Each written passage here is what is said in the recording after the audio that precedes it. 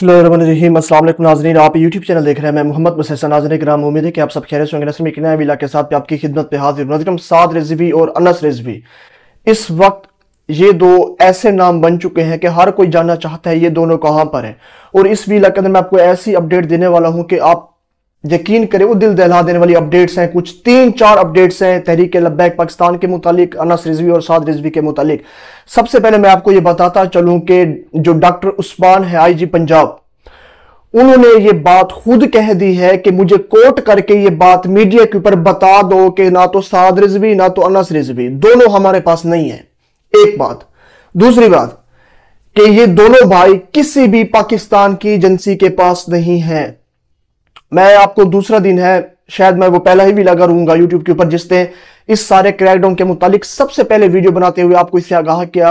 लेकिन अब जो मामलात हो रहे हैं, क्योंकि मैं काफी बारीक से इस सारे मामलात को देख रहा हूं, जहां पर यह कहा जा रहा है कि दोनों भाइयों में से एक को गोली लगी थी, और अब इतना तक मामलात और खबरें फैलाई जा रही हैं कि इनमें से एक भाई अब तक वफात पा चुके। मैंने पिछले वीडियो के अंदर बताया था, अगर तो इस रियासत की, इस हुकूमत की सोच ठीक होती, ये गंदी सोच वाले नहीं होते, अगर तो ये दोनों भाई ठीक हालत के अंदर इनके पास मौजूद हैं या मौजूद होते, तो ये अब तक एक वीडियो जारी कर चुके होते तहरीक लब्बैक पाकिस्तान के कारकुनों को ठंडा करने के लिए। देखो दोनों भाई तो ठीक ठाक है, सलामत है, लेकिन अब तो शक व शुबात बढ़ चुके हैं इस चीज के अंदर। तो अब इनके ऊपर तो यकीन ही नहीं किया जा सकता।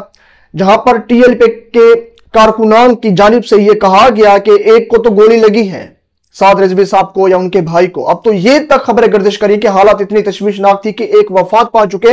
अब दूसरी जानिब आप ये देखिए कि पाकिस्तान की रियासत में ये कहूं कि आईजी पंजाब, रियासत ही कहेंगे ना, किसके तर्जुमान है आईजी पंजाब? इस रियासत का तर्जुमान है। वो ये कहते हैं कि हमारे पास नहीं है। इसका मतलब क्या समझे? क्या वाकईतन इन दोनों में से कोई एक वफात पा चुका है, या हालात इतनी तशवीशनाक है कि आप उनको मंजर-ए-आम के ऊपर नहीं लाना चाहते? अब टीएलपी के तर्जुमान से भी राब्ता किया गया, उनसे भी पूछा गया क्या अनस रिजवी और साद रिजवी किसी महफूज मकाम के ऊपर हैं? आपको मालूम है कि वो कहां पर है? हम इतना बता दें कि वो ठीक ठाक हैं, सेहत के साथ हैं, उन्हें कुछ भी नहीं हुआ। तो टीएलपी के तर्जुमान की जानिब से भी ये बता दिया गया कि साद रिजवी और अनस रिजवी का कुछ भी नहीं मालूम, वो हमारे पास नहीं है। ये आपको मैं कंफर्म सोर्स से खबरें बता रहा हूं। ना तो टीएलपी ऑन कर रही है कि साद रिजवी और अनस रिजवी उनके पास है। उनके पास तो एक पॉइंट भी है कि जिस तरह से क्रैकडाउन उनके खिलाफ किया गया, गोलियां चलाई गई, और उसके बाद अब एक दिन पूरा खामोशी रही। आईजी पंजाब ने कोई भी स्टेटमेंट नहीं दी सोशल मीडिया के ऊपर या मेन स्ट्रीम मीडिया के ऊपर। किसी भी रियासत पाकिस्तान के तर्जमान ने इस मामले के ऊपर बात करना गवारा नहीं समझा। हत्ता के वजीर इत्तलात में से आप ये देखिए कि उनकी जो उज़्मा बुखारी साहिबा है पंजाब की, वो भी इस मामले को टाल मटोल करके जब सहाफी ने सवाल किया, हत्ता कि अब तक अब ये देखिए कि एक दिन बाद जब ये मामलात गर्दिश करना शुरू हो गए कि उनकी हालत इतना बिगड़ चुकी है या एक वफात पा चुका है, क्योंकि अब ये तो सामने ही नहीं ला सकते, तो अब आईजी पंजाब साहब ये कहते हैं कि दोनों भाई तो हमारे पास नहीं है। मेरा नाम मंसूब करके आप ये खबर चला दे मेन स्ट्रीम मीडिया के ऊपर या कहीं पर भी आप चलाना चाहते हैं, वो हमारे पास तो क्या, वो किसी पाकिस्तान की एजेंसी के पास नहीं है। बुनियादी सवाल यहां पर यह उठता है कि अब साद रिजवी और यहां पर अनस रिजवी कहां पर है। बहरहाल इसके ऊपर तो आगे चलकर मैं अपनी भी राय आपको देता हूं, जिस तरह के मामला चल रहे हैं ये भी आपको देता हूं। लेकिन अभी इस सारे मामले के अंदर एक और बड़ी पेशरफ्त है, वो मैं आपके सामने रख देता हूं। वो ये है कि पहले गोलियां मारी गई, ये तो एक हकीकत है। कुछ लोंडा लपड़ा एक यूट्यूबर, मैं ये कहता हूं थोड़ा सा शर्म कर लो, इतनी सी थोड़ी सी शर्म होती है, तुम इतनी सी तो थोड़ी सी शर्म कर लो। वो बार बार ये बात कर रहे हैं कि नहीं पता, गोली नहीं लगी, इस तरह की खबरों को क्यों चलाया जा रहा है। ओ मेरे भाई, तुमने सोशल मीडिया के ऊपर वीडियो नहीं देखी कि पुलिस अफसरान चुन चुन कर तहरीक लब्बैक पाकिस्तान के कारकुनों को गोलियां मार रहे हैं। एक वीडियो तो मेरी इन आंखों के सामने से गुजरी, जहां पर एक तहरीक लब्बैक पाकिस्तान का कारकुन सपोर्टर भाग रहे, पुलिस ऑफिसर बाइक के ऊपर, मोटरसाइकिल के ऊपर उसके पीछे भाग रहे, और हत्ता के गोली भी चला दी जाती है। और एक वीडियो तो और भी मैंने देखी कि कार, गाड़ी गुजर रही है, उसके ऊपर गोलियां चल जाती हैं। सिविल कपड़ों के अंदर लोग तहरीक लब्बैक पाकिस्तान के ऊपर, उनके काफिले के ऊपर फायरिंग कर रहे थे। हम अपनी आंखों से देखे, अपनी आंखों से हमने लोगों को गिरते हुए, तड़पते हुए, मरते हुए, जख्मी, जलते हुए हमने एक तस्वीर मैंने देखी, जहां पर वो तो हम यहां पर अब चला भी नहीं सकता। आपको मैंने पिछले वीडियो के अंदर भी बताया था कि ये तक हमने देखा कि लोग, एक बंदा जख्मी होकर तड़प रहा था और वहीं पर रेंजर और पुलिस अफसरान डंडे हाथ में लेकर लाशों को ऊपर मार रहे थे, चेक कर रहे थे। यानी कि ये इंसानियत होती है, ये तरीकेकार होते हैं। लेकिन अभी तक की जो अपडेट है वो मैं आपको देता चलूं कि सर्च ऑपरेशन किया जा रहा है मुरीदके में, और ये अब इतलात मुबैना तौर के ऊपर मिल रही हैं। कुछ लोग तहरीक लब्बैक पाकिस्तान के ये बता रहे हैं कि जख्मियों के लाशों को ढूंढा जा रहा है, या तो उनको छुपाया जा रहा है, या जो बच गए उनको टारगेट किया जा रहा है। एक वीडियो तो मैं आपको खुद बता रहा हूं कि मोटरसाइकिलों पर पीछा करके खुद पुलिस अफसरान गोलियां मारे, वो वीडियो मौजूद है मेरे पास, यकीन करें वो सबूत मौजूद है हमारे पास। अगर कोई चाहता है कि उन्हें सबूत फराम किया जाए तो हमसे रब्ता किया जाए, हम उनको मुकम्मल तौर पर सबूत देंगे। लेकिन सवाल ये उठता है, बुनियादी नुकता ये उठा है कि कौन रब्ता करेगा, कौन इन्वेस्टिगेशन करेगा। यहां पर तो साद रिजवी और अनस रिजवी के मामले का मुकदमा दर्ज होना चाहिए था, उल्टा साद रिजवी और अनस रिजवी दोनों भाइयों के ऊपर कत्ल का मुकदमा दर्ज कर दिया जाता है। किसके हवाले से? मुरीद के SHO शहजाद के हवाले से कि उनका कत्ल कोई साद रिजवी ने किया और उनके भाई ने किया। साद रिजवी ने गोली मारी पिस्टल से और कोई पता नहीं उसके भाई कोई राइफल खुद निकाल कर ले आया। अब ये देखिए उल्टा चोर कोतवाल को डांटे।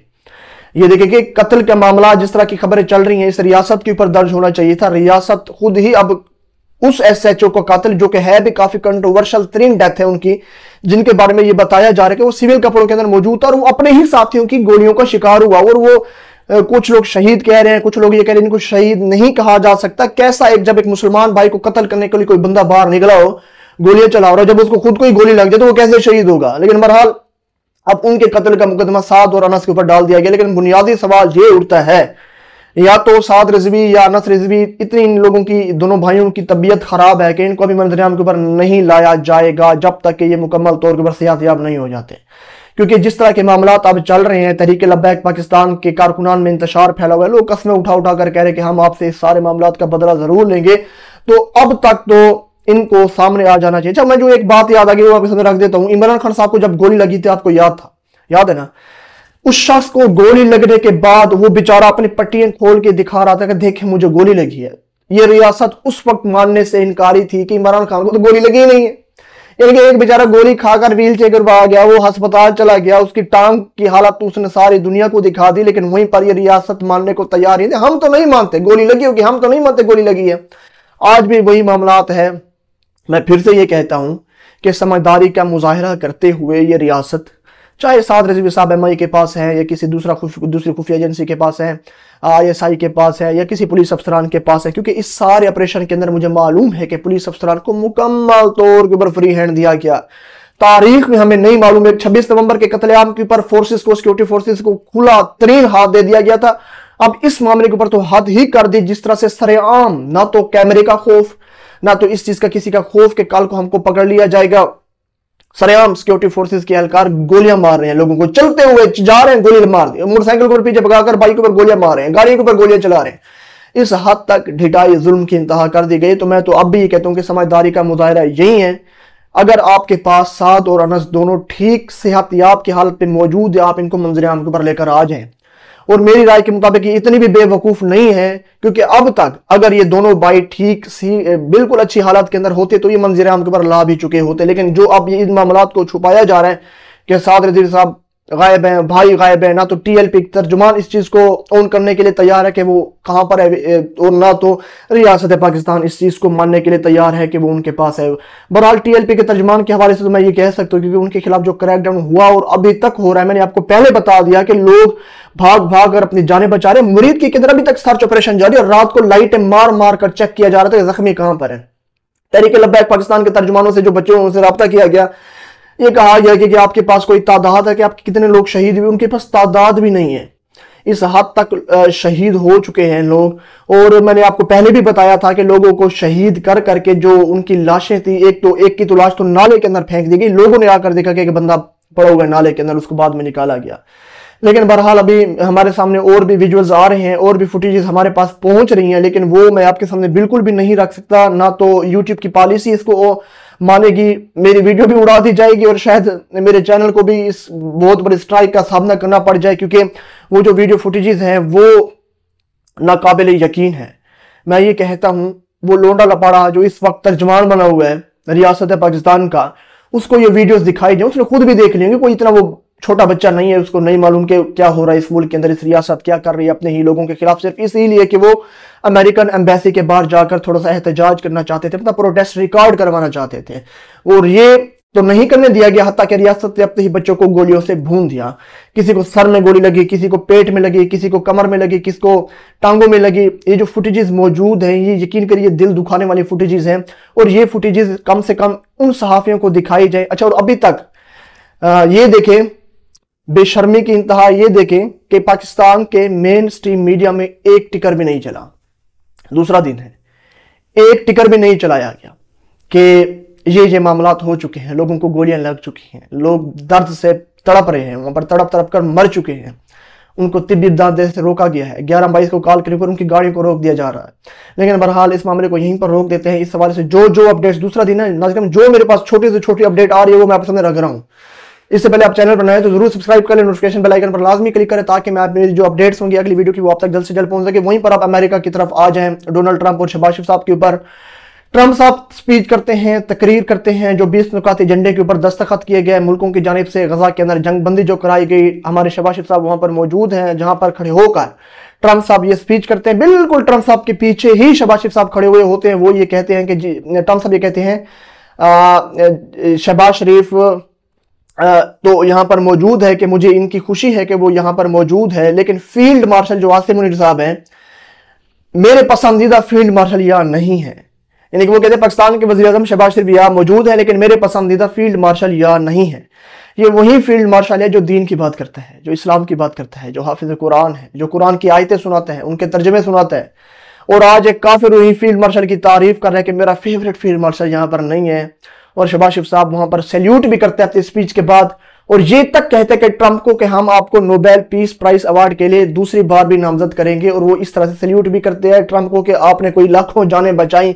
तो मैं भी ये कहता हूं, जितनी जानें गई उसके पीछे भी ट्रंप का ही हाथ था, इसके पीछे भी कोई ढकी छुपी राय नहीं है। क्योंकि एक स्पीच मैंने भी ट्रंप की सुनी थी जहां पर ट्रंप ये कह रहा था कि नेतन्याहू मुझसे राब्ता कर ये कहता था कि मुझे ये हथियार चाहिए, और हमने वो हथियार दिए और उसने उन हथियारों का सही इस्तेमाल किया। ये इसराइल के असेंबली के अंदर खड़े होकर ये ट्रंप की स्पीच थी वहां पर, और उसके बाद ट्रंप के साथ यूं खड़ा होना, ट्रंप को सैल्यूट करना, ये कहना कि हम अमन के अवार्ड के लिए आपको दोबारा नामजद करेंगे, और उस ट्रंप का पाकिस्तान के फील्ड मार्शल के बारे में ये कहना कि वो मेरे पसंदीदा हैं, वो यहां पर नहीं है। तो आप इसके पर क्या कहेंगे? और वहीं पर अपने ही मुल्क के अंदर एक ऐसी इस्लामी जमात के कारकुनों को गोलियों से भून देना जो कि सिर्फ यही चाहती थी कि एक काफिर मुल्क की एम्बेसी के बाद हमें सिर्फ इतना प्रोटेस्ट रिकॉर्ड करवाने दिया जाए कि फलस्तीनियों की नस्ल कुशी की गई। उनको यकीन करें जिस तरह से उनका कत्लेआम किया गया, ये गलत था। वो प्रोटेस्ट रिकॉर्ड नहीं करवाने दिया गया। उस ही फील्ड मार्शल जो कि हाफिज कुरान था, उसकी रियासत के अंदर अपने ही मुसलमान भाइयों को गोलियों से भून दिया गया। वीला का इख्तिताम करता हूं। अब तो मुझे कमेंट के अंदर जरूर करें। अगले वीला तक के लिए जी शुक्रिया।